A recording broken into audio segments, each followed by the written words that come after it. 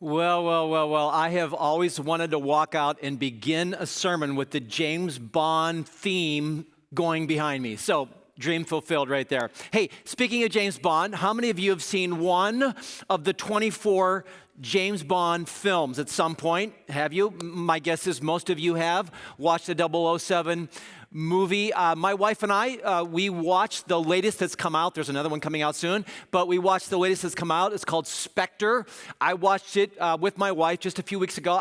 That's the third time, by the way, I've seen it. It's my favorite James Bond movie of all of them, not just because of the nonstop action, not just because of the beautiful scenery and locations they shoot the movie at, but the reason why, and most people would never ever think of a James Bond movie for this reason, but the reason why I love this movie was the dialogue between James Bond and a woman who becomes his love interest, between James Bond and a woman by the name Dr. Madeline Swan. And as they're sitting at a table, getting acquainted with each other, she asks him this question right here. Why does a man choose the life of an assassin?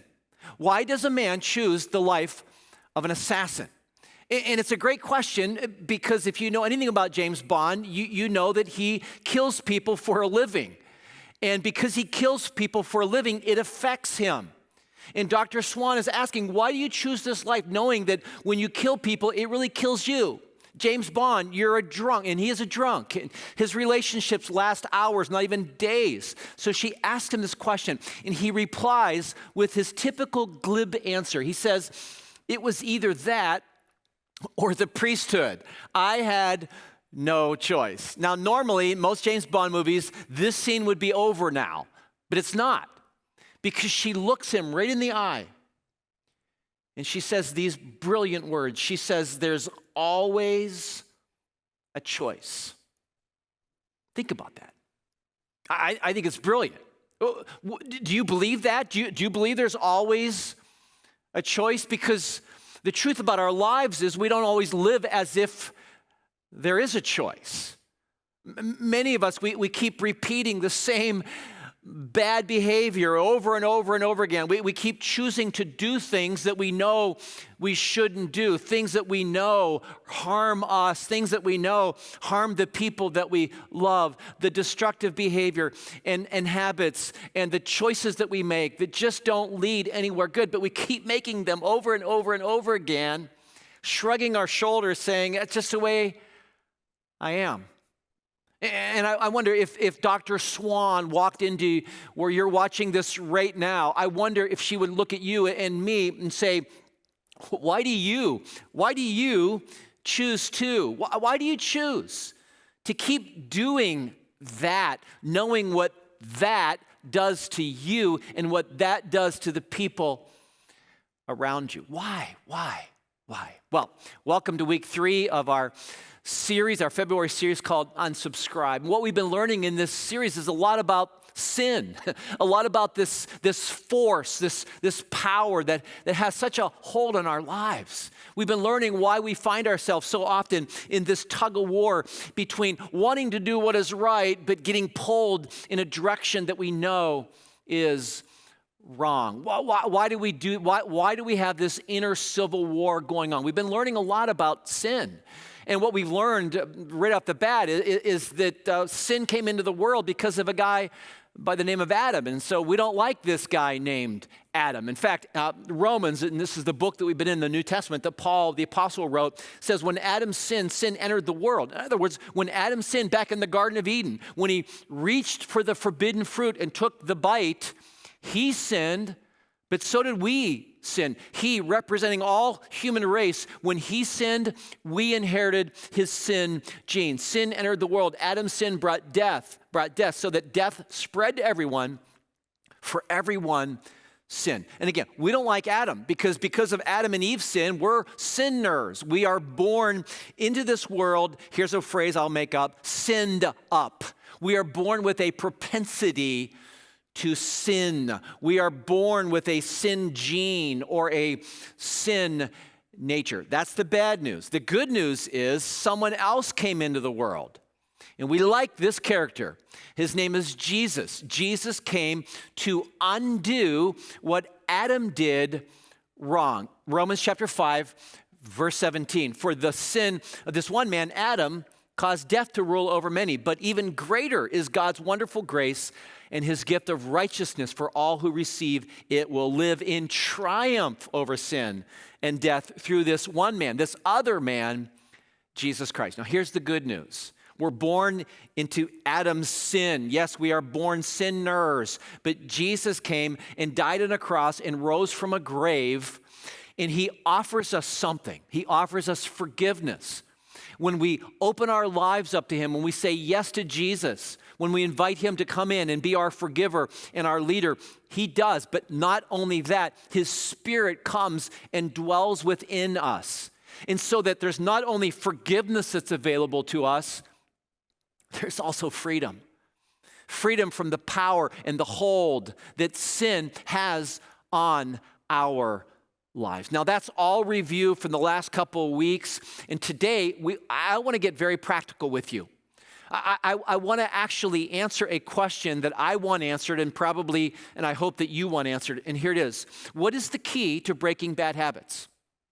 Okay, if Jesus forgives and if Jesus sets free, I want to be free. I don't want to be a slave to sin. I don't want to keep doing those things that I know I shouldn't be doing. So what is the key to breaking free? That's where we're going today. So glad that you chose to be with us today. We're going to go right to Romans chapter 6. If you want to open up a Bible, when you get there, go down to verse 12. Let's get right to it. Here's what Paul, this great apostle, writes. He says, do not let sin control the way you live. Do not give in to sinful desires. Do not let any part of your body become an instrument of evil to serve sin. Instead, give yourselves completely to God, for you were dead, but now you have life. So use your whole body as an instrument to do what is right for the glory of God. Sin is no longer your master, for you no longer live under the requirements of the law. Instead, you live under the freedom of God's grace. Now, lots and lots and lots and lots and lots and lots of theological truth there. So getting back to the question, how do we live freely? How do I break free of all those things that hold me down and hold me back? I'm going to sum up what Paul wrote in 3 different words that are going to lead us to kind of like 3 different action steps. And here they are: declare, devote, and decide. You might want to write these down. Declare, devote, and decide. Okay, let's start at the very top. What do I declare? And here it is right here. I declare that sin is no longer my master. I declare sin is no longer my master. In fact, I want us to practice this together. I know it's sometimes weird to say things out loud when a pastor's talking, but I want to give you permission right now to say these words that you're going to see right here. Count of 3, we're going to read them together, all right? I'm listening, by the way. Here we go. 1, 2, 3. Sin, you are no longer my master. Turn the volume up with me. Let's go 1, 2, 3. Sin, you are no longer my master. Now, why do I need to declare that? And the answer is because it's truth. It's true that when you say yes to Jesus Christ, when his Spirit fills you at the moment of your conversion, then what happens is sin becomes dead to us. There's a new power at work within us. And that's why we need to declare loud and clear that sin is no longer our master. We are no longer being bossed by sin. Back a verse to Romans chapter 6, verse 11, Paul writes, so you should also consider yourselves to be dead to the power of sin and alive to God through Christ Jesus. Now, why do I need to, I'm going to reach over here, why do I need to consider that? And the answer is I need to do that for myself because I forget. And Paul says, consider, reckon, remember, reflect, repeat the truth over and over and over. Sin, you are not my master because I forget. And because sin keeps trying to remind me, sin keeps trying to whisper in my ear a lie that says, no, you're still behind my bars. You still belong to me. That's what sin wants to say to us. In God's word, the truth is, no. Because of Jesus' death and resurrection, sin is no longer my master. And I need to say that. When sin starts dragging me somewhere I don't want to go, I need to stop and say, sin, you are no longer my master, because that truth will set me free. All right? Declare. And here's the second thing I do. I devote my body to God. Now, where do I get this from? Well, it's verse 13. Now, let's go back to verse 13. It's kind of a long verse, so hang in here with me. Paul writes, don't let any part of your body, here's our body, talking about our body, be an instrument of evil to serve sin. Instead, give yourselves completely to God. For you were dead, but now you have new life. So use your whole body as an instrument to do what is right for the glory of God. Now, we're going to leave this up for just a moment because I underline a couple different places here. Paul is talking about our body being a what? An instrument. What does that mean? Well, what Paul's saying is that our bodies are an instrument. They are a means or a vessel. They are either going to take us here towards sin, or our bodies, the instrument, the vehicle that they are going to take us closer to God. And that's why Paul's saying we need to devote our entire bodies, our hands, our feet, our eyes, our ears, our mouths, our minds. We need to devote our entire bodies to God, because our bodies take us somewhere. Sin wants your body, by the way. Do you know that? Sin wants your body. For example, I'll give you a couple little things here. Sin wants your eyes and your ears and your mind. Sin wants your eyes. Sin wants your eyes to look at, to linger, to focus on things that you shouldn't focus on. Why? Because when your eyes look at things that you shouldn't look at, that opens the door for sin to come into your life. Sin wants your ears. That's the second thing. Sin wants your ears. Sin wants you to listen to things that you shouldn't be listening to. Because if you listen to those things will be a vehicle, a means, an instrument for sin, again, to walk into your life. Sin wants your mind. Sin wants your mind to focus on things that you shouldn't focus your mind on. Because if you focus your mind on those things that you shouldn't be focused on, hear this, you will find that your mind is filled with lust or greed or pride or anger or bitterness or fill in the blank. And this is why Paul's saying, no, you got to be very, very careful here with your body, because your body is an instrument. It will either lead you into sin or it will lead you away from sin and toward God. Think of it this way. Every time I use my body in a way that I shouldn't use my body, I listen to something, I look at something, I think about something I shouldn't, here's what I'm doing. I'm giving sin who is dead to me, I'm giving sin mouth-to-mouth resuscitation. I'm giving sin life when I allow my body to turn toward sin. So I just want to ask you some questions, and these will sound like I'm meddling, okay? So don't be a hater, but let me ask you some questions here. My eyes, I want you to ask yourself, what am I looking at? What am I observing? What am I watching? What am I reading? I mean, just be real specific here. What am I watching on Netflix? What am I watching on Hulu, Amazon, network TV? What am I looking at on my computer? And if Jesus were to walk in while I'm looking at those things, would I say to Jesus, hey, come and sit down and watch this with me? Pastor Phil, you're making me uncomfortable. Okay, good. I'm making myself uncomfortable too. All right, let's go to the ears. Ears, what am I listening to? What kind of music am I listening to? Are the lyrics wholesome? Or are they explicit? Are they things I should be listening to because they affect me? My mind, the third area, what am I thinking about? What am I filling my mind with? Are they wholesome things? Are they pure things? Again, because if it's garbage in, it's going to be garbage out. And this is why Paul says you gotta see that your body, it's an instrument. It's going to take you somewhere. It's a vehicle.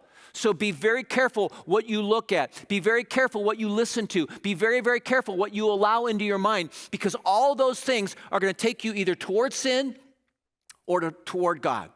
Okay? Let's move on to the third of the D's, which is I decide to say no to sin and yes to the Spirit. Now, where do we get that from? Well, go back to verse 12, and here it is. I think this is like the most powerful verse of them all. So I want you to really focus on this. Do not, Paul writes, do not let sin, don't let sin control the way you live. Do not give in to sinful desires. Now, just look at this with me. What is Paul saying? I think what Paul's saying here is, I've got to let sin wreak havoc in my life. I've got to give into sin for sin to have a voice, a sway, a power, a hold on my life. I think what Paul is saying here is exactly, if you don't mind me going back to James Bond, it's exactly what Dr. Madeline Swan was saying to James Bond. I always have a choice. I always have a choice. I don't have to choose sin. I don't have to shrug my shoulders and say, that's just the way I am. There's nothing I can do about it. No. There's always a choice. I have to let sin in. I have to give it permission. Here's why I wrote it down for you. I have to give sin permission to reign in my life. You have to give sin permission to reign in your life, because it has no authority to do so unless we give it power to do so. I hope that makes sense. Think of it this way. The power of sin is broken, okay? Think of like a power tool right now, and it doesn't have a battery. You got to plug it in for that power tool to actually do its thing. That's the truth about sin. The only way sin can do any harm is if you take the plug and plug it in. And this is what Paul is trying to get us to see, that the only way sin is going to mess with us is if we allow it to mess with us. Pastor Phil, are you saying that I never have to worry about sin again? No, I'm not saying that, because here's the truth. Sin is always going to be knocking at your door. In fact, there's a very powerful verse in the very first book of the Bible. I just want to share the verse with you. It's Genesis chapter 4, verse 7. It says, sin, think about this, is crouching at the door, eager to control you. That's the bad news.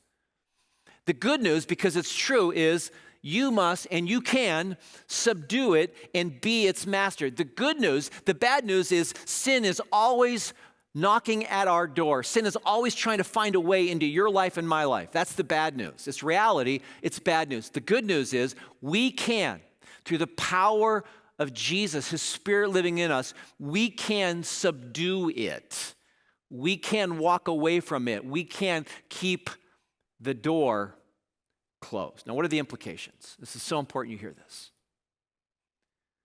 If you're a follower of Jesus, if you've said yes to Jesus Christ in your life, if you've opened your life to him and to his Spirit, you never, ever, ever have to shrug your shoulders again saying, it's just the way it is. Wish I could do something about that, but there's nothing I can do about that. It's in my genes. My dad was a drunk. I'm a drunk. My mom was a gossip. I'm a gossip. You know, it's part of my family, we're shopaholics. Part of my family thing is, we're all into porn. Part of my family thing is fill in the blank, and nothing I can do. There's nothing I can do. Hey, the guys in my extended family, we sleep around a little bit. It's just the way we are. Hey, we're guys. We're guys. That's what guys do. If you are a follower of Jesus, That's not true for you. What I just said to you, those are lies from the pit of hell. Because the truth is, the power of Jesus, the Spirit of the living God is within you. Yeah, you may be a dude. You may have some bad genes. You may have some bad family dynamics, but the power in you is greater than any of those things. Let me give you an illustration that helped me like 30 years ago. I heard this illustration, and I remember it to this very day. It's about a team of horses, okay? So let's just picture the team of horses here. Let's pretend like that guy over there is me. I've gained some weight, and I've got some bib overalls, you know. But let's just pretend now, keep looking at me here now. I've got a team of horses over here to my right, your left, and I've got the reins in my hands here. I have another team, so there's two teams of horses. I've got another team of horses over here. Now, here's the question. Which way am I going to go? Which team of horses is going to take me somewhere? And here's the answer. It's the team of horses that I say, giddy up to. I'm going to go in whatever direction that I say, giddy up. What's the point? What's the point? Am I going to live a life of sin? Or am I going to live a life that honors God? Am I going to become more and more and more and more and more and more and more and more unlike Jesus, or more and more and more and more like Jesus? And the answer is, it all depends on which team of horses I say giddy up to. Am I going to open up my life to sin? Am I going to open the door when sin's knocking? Am I going to allow my body, my eyes, my ears, my mouth, my mind to lead me to sin? Or am I going to say yes to God's Spirit living within me? The point I'm trying to make is this. It's my choices. It's my choices. It's not my chromosomes. It's not my genes. It's not anything else, but it's my choices. It's my decisions that determine what I become and where I end up. There's always a choice. There's always a choice. There's always a choice. So let me ask a couple questions. First of all, are you in Christ? And what I mean by that, I'm not asking you, are you a good person, or are you watching church today? I'm asking you, is Jesus living inside of you? Have you said yes to Jesus? Yes to his forgiveness, yes to his leadership, yes to his Spirit living inside of you. If you have yet to do that, if you've not made that decision, I can't think of a better day than this day to make that decision. The second question is right here. Second, what kind of choices have you been making lately? What are you listening to? What are you looking at? What are you thinking about? What kind of decisions? What kind of decisions have you been making? Which team of horses have you been saying giddy up to? And maybe the truth is you haven't been making good decisions. Maybe there's an area of your life that you have not committed fully to God. Maybe there's an area of your life that you've yet to surrender completely over to God. Or maybe there's an area you need today to devote to God. I want you to think about that. I want you to think about whatever that area is as you listen to this song.